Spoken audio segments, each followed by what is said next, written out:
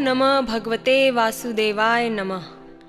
इस बार 13 जनवरी गुरुवार को पोष महीने की शुक्ल पक्ष की एकादशी आती है। पोष मास की शुक्ल पक्ष की एकादशी को पुत्रदा एकादशी कहा जाता है। इसे बैकुंठ एकादशी के नाम से भी जाना जाता है। अब आइए देखते हैं इसकी सामग्री।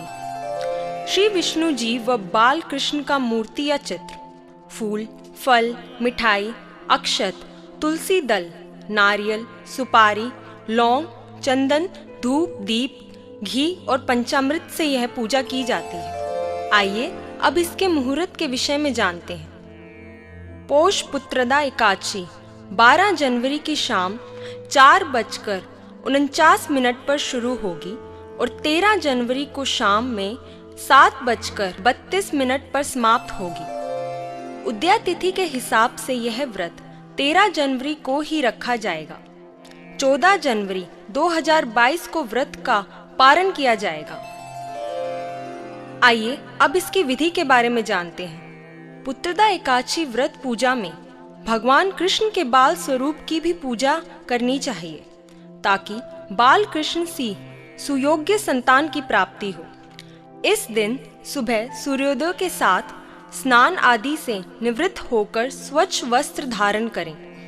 पुत्रदा एकादशी व्रत का संकल्प लें और बाल कृष्ण के साथ भगवान विष्णु की विधि पूर्वक पूजा करें।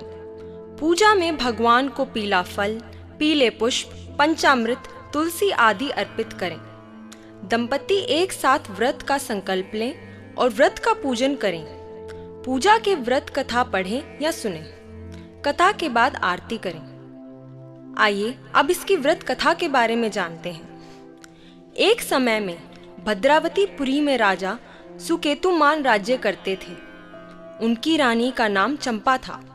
उनके यहाँ कोई संतान नहीं थी, इसलिए दोनों पति पत्नी सदा चिंता और शोक में रहते थे। इसी शोक में एक दिन राजा सुकेतुमान वन में चले गए। जब राजा को प्यास लगी तो वे एक सरोवर के निकट पहुंचे। वहां बहुत से मुनि वेद पाठ कर रहे थे। राजा ने उन सभी मुनियों को वंदना की।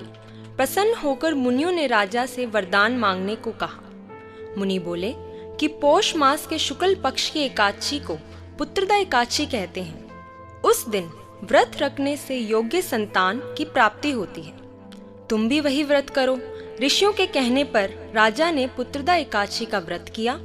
कुछ ही दिन बाद रानी चंपा ने गर्भ धारण किया। उचित समय आने पर रानी ने एक तेजस्वी पुत्र को जन्म दिया, जिसने अपने गुणों से पिता को संतुष्ट किया तथा न्यायपूर्वक शासन किया। ओम नमः भगवते वासुदेवाय नमः।